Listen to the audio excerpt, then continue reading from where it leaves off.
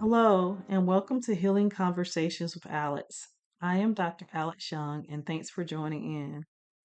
I wanted to talk about stewardship, and I'm going to borrow from the parable of the talents. But first, let me go into the definition of stewardship.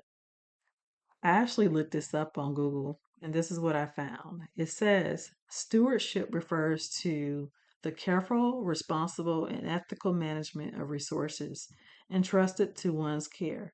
It involves acting as a caretaker to preserve, protect, and sustainably use assets such as finances, property, or the natural environment for the benefit of the organization, community, or future generations. So, my question is, how well are we stewarding what God has provided to us?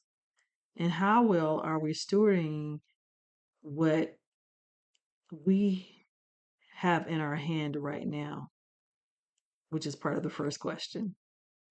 Basically, it's important to practice stewardship. When we are blessed with many things, we do not always appreciate wholeheartedly what we have. This is often reflected in how we take care of what has been placed in our care and how we steward over it. Whether we are blessed with things, many times we don't always count how important these blessings are. Whether we have shelter, is in the form of a house, an apartment, or a room, or we have transportation in the form of a car or a bus, or money for the bus.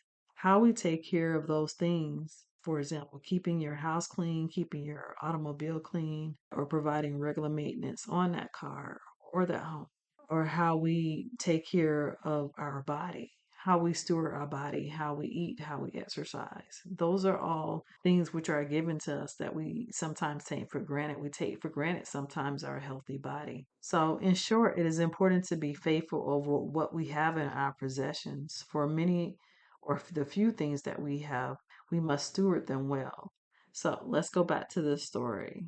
This makes me think of the story of the talents, but we're going to focus on one part of it. So, Jesus told a story about the talents, about how the three servants were given different number of talents. But here's the scripture I wanted to focus on.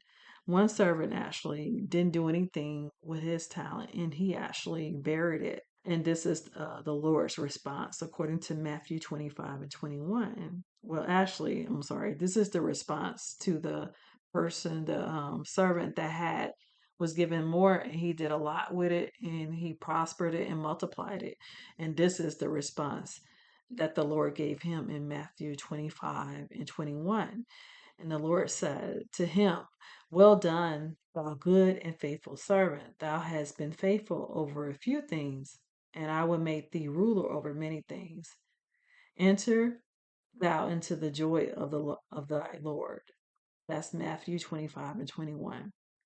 Although this is one of the many lessons that you can get from the story of the talents that Jesus told to his disciples when he talked about the person who used and produced the most with what he had, and he didn't go and bury his talents or money that he invested, but he invested it wisely, and he was greatly honored for that. He was deemed as being a faithful servant.